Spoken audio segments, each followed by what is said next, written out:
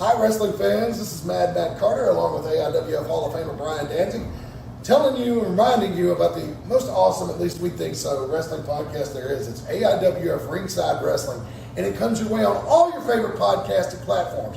Apple, Spotify, iHeartRadio, just to name a few. Brian, they can also see it on YouTube, but the cool thing about our podcast, it's completely live and interactive every Sunday night on Facebook. Yeah, it certainly is, and we get into all the news of AIWF, WWE, TNA, all of it. We don't just cover AIWF. We cover the whole spectrum of wrestling. You can comment. You can put comments in there. We'll answer your questions. It's a great time, and sometimes.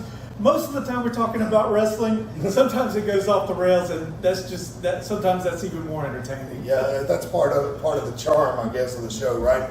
So be sure to tune in anywhere you find your favorite podcast on the AIWF Ringside Wrestling YouTube channel, and of course on Facebook live on Sunday night for the most interactive wrestling podcast in the United States. It's AIWF Ringside Wrestling. The WWE was down there for the Elimination Chamber event, and Michael Cole revealed on late Thursday night, Friday morning at the press event, it has taken them months to get the elimination structure to Perth. They originally shipped it out of New York via ship. It got stopped and prevented from passing through the Suez Canal by pirates. So they had to turn around, bring it back to New York, ship it over to the West Coast, right? They put it on a ship there and sailed it to, oh, God. All right. It was in Perth, Australia. So they sailed it to Sydney and then put it on a train and took it across country to Perth. So the structure itself took like 2 or 3 months just to get it to Australia. Now, my question to you guys is, do they just leave it there and build a new one? Or do they try to get it back? It should just be like the Olympics, like you build all the buildings for the Olympics and then you just leave them there to rot. Yeah. Because, how much, I can't even fathom how much that would cost. I have no idea. That's insane. Yeah, and that new Elimination Chamber is a lot more fancy than the one they first started out with. So, yeah. Anyway, let's take a look at some of the slides that went on. This is, I think the irony of the whole thing is that the WWE had equipment almost hijacked by pirates. Mm-hmm. As opposed to their pay-per-views over the years. Especially in Martinsville. Arr. It was the return of Paul Burchill. That's what it was. Man, that's a deep cut right there. Well. So I got up at a little after 4 and watched this whole shebang live, and yeah, it was pretty rough. But I made up for it because I went to bed last night at about 9 o'clock and got up about 11 this morning. So I can't go hard like I used to when I was a kid. But and so then in the pre-show, the way they got me up an hour early was they were like, hey, the Kabuki Warriors are going to defend the tag team titles against Indy Hartwell, I think is her name, and Candice LeRae. Mm-hmm. And I had no doubt who was going to win this match going into it, but I still wanted to see it anyway because I've been a big fan of Asuka since she came on the scene about 10 years ago. And I like Kairi Sane too, but like now I hate them. And it's just like, I really like the Mark in me really enjoys, like, under my breath, these fucking bitches, whenever they come to the ring. So, yeah, it's a really good time to be a wrestling fan right now. And they had a pretty good opening match. It was kind of sad because, like, the sky was overcast and it was kind of dreary at the beginning.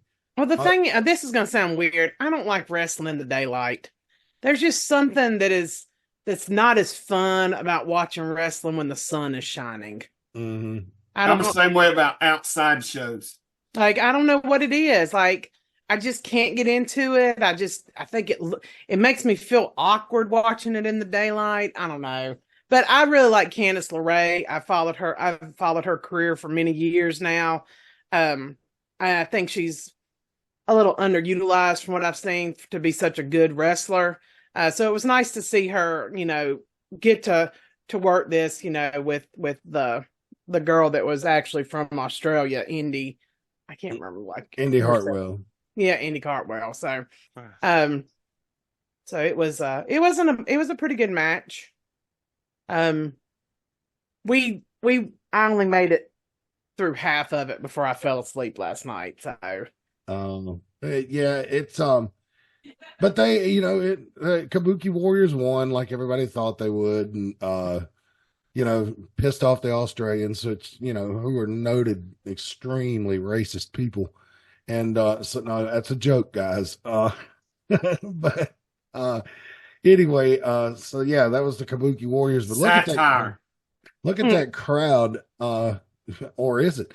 Look at the crowd. I could not watch wrestling like that. No, you know them people way back there are having to watch it on a damn screen. If you're going to watch it on screen, just stay home, watch it on one that you can see up close. Well, yeah, Brian and I were discussing that, but I guess it's just the thrill of being there. Mm-hmm. I guess. Well, here's my thing. I would never go to a WrestleMania inside a football stadium for the exact reason Rick Diesel said here, because they have to build this rig on a regular show to hold up the lights and all that kind of stuff over the ring with these four big, legs on it. And if you don't if you're not careful about, and I'm pretty savvy when it comes to buying tickets, but this even worries me. Your view is going to be obstructed by one of these poles. And so even if you're way up in the stands up here, it's at some point it'll be obstructed. So I wouldn't personally go to a stadium show. The more people that want to do it, more power to them. It also, like, with this whole setup and stuff, like, it looks weird on the field, like the way the seats are, because you have those big big sections where they can't put seats. Yeah, you wouldn't be able to see. But then it also looks really weird when they do that pull-out shot. Mm-hmm. It kind of is I mean, I understand how they had a ton of people there. I'm not saying that. I'm just saying the setup makes it look like there aren't as many people on the field, so it kind of just looks weird, but I don't know. And y'all can keep telling me that Naomi is a good wrestler, but she is not. I'm going to start calling her Botchamania.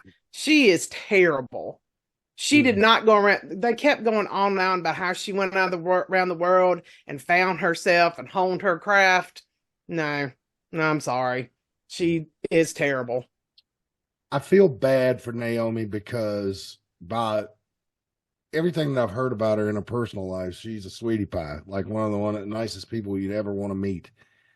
But when she was with WWE before, she wasn't over. I went to a live event in Charlotte where she came out and wrestled a singles match, and the crowd just got up and went for fucking popcorn. And she could hear it that they weren't making any noise during that match. And when she left, I could see her. We were sitting close enough.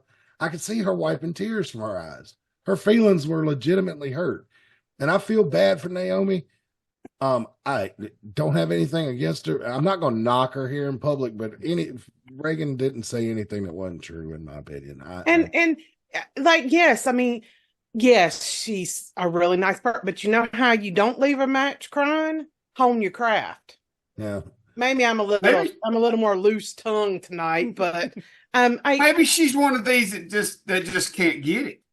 Or she can't get it up. Because I did not watch when her and Sasha were a tag team. Were they over? Was she over in a tag team? Yeah, kind of. I mean, I don't know. I tell you right now, I'm a huge fan of that big bitch right there. Rodriguez. First of all, I marked out immediately because I absolutely love the song she comes out to. It's from the movie Desperado. Antonio Banderas sings it. It's something Mi Corazon. I love that. I love that. As soon as I heard it, my ears popped up, and then I have enjoyed her since I watched her on the Rumble. Now, thing I don't understand about her is, like, when she was in NXT, she was like all the black leather and heavy metal, and since she's come to the main roster, every time she comes to the ring, she's got to show me her shoulder blades and her fucking back. I've seen it. I mean, yes, you're a big girl. We get it. We understand. Like, This kind of played I think out. she looks better. Like they keep telling me that Bianca Blair is big and bad, and I'm not buying that either. Like I'm not a fan of hers either.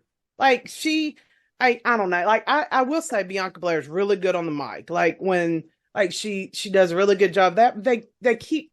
I guess it all goes back to when I started when her and Jade Cargill did the face to face at the Rumble. I'm sorry, Jade Cargill is gonna. I mean, she looks like a big bad, like muscular woman, and I don't know. I hope they can get Jade Cargill to where she's good in the ring. I mean, really good in the ring, because she has the look and the size that she can be a top star if they can get her where she needs to be talent-wise in that ring. And I enjoyed Tiffany Stratton. That's the first time I've ever seen anybody do the cartwheel elbow and it actually looked like it would hurt. Usually that looks really pretty light, and hers was pretty big, or pretty good. Everybody keeps telling me that the WWE has some of the best women wrestlers in the world right now, and I think I'm going to disagree with that. Oh my God. You cannot compare the AEW women's division even there. No. I say AEW, Matt? Little League Baseball. Did I say AEW? Little League Baseball to Big League Baseball. I'm sorry. Okay. I bet you if I counted how many botches all these women did, it would be in the hundreds. I didn't say AEW. You're jumping to conclusions. I didn't say what other women are there besides like the TNA, and I don't even know how many they got. Japan. I'm just saying you have a couple, but some of the ones they're telling me are good are not good. They have women who are good, like Candice LeRae, Chelsea Green, who they just shit on and give them stupid gimmicks and don't give them any or try to push them. Like they have good women, but these people that they're putting in right here, besides Becky Lynch, I'll give you Becky Lynch. Like they're not up to. I don't know. Y'all just come at me if you want to. I don't really care. Yeah, Reagan's clearly under the influence right here. It's good. Don't let her drive tonight, Brian. No, certainly not. I'm not allowed to drive for 2 weeks. Oh wow! She's really under the influence, guys. But I love women's wrestling, and I'm not like Naomi. Like they botched. Like there were so many moves that were just terrible. They didn't do them right. They didn't land them. They looked bad. They didn't look good. They were complete screw ups, and just over and over again. You're going to have to cite some examples, because you're painting with a pretty broad brush right here. And mostly I saw some botches in this match, but I'm going to tell you, for the most part, I saw some really, like, even Liv Morgan impressed me, but Tiffy time. I said I liked her. You didn't listen. I said I liked her. I'm not arguing with you, Reagan. Stop. I told you I didn't know how long I was going to make it. You ever watch these police videos where they argue with drunks for like 30 minutes before they arrest them? Like, God, that's what I feel like I'm in right now. At least I haven't been drinking, officer. Please just give me my hand back. Okay, I will. Yeah, I have had surgery. For the people that are just listening, I have had surgery Friday, so yes, I will rein it back in. Now I will defend Reagan in one thing. If there's anybody in this room that can legitimately judge the women, it's her. I judge all wrestlers the same, no matter what their gender is. If you can get it done between those ropes, I like you. If you don't, what I'm saying is that if there's anybody in here that would give the women a little more leeway, it would be her. Yeah. You know what I'm saying? I don't know, man. She says it was a botch. It was a botch, because they have to be pretty bad before she'll say she don't like them. That's true. Yeah, but I have to qualify. I heard Jerry the King Lawler one time many years ago say that it's all women secretly hate each other. And I believe that. I really do. I tease my wife all the time. I'm like, well, Jerry Lawler was right. You know, y'all all hate each other. I don't hate everybody. I don't hate women. I don't like women wrestling half the time. Anyway, so Bianca had her heart broken. Everybody thought she was going to win, even I did. Although I was really? I was pulling for Becky Lynch, and I got my wish. She won the match, and she's going on to WrestleMania to take on. Well, let me wait till we get through the end of this to take on the winner, Rhea Ripley and Refrigerator Jax, and so I got that. yeah. How come you let me talk shit about her, but you don't let me talk shit about them other women? Well, because the refrigerator hurts people, and her botches are obvious. Yeah, her botches can. Her botches are very obvious.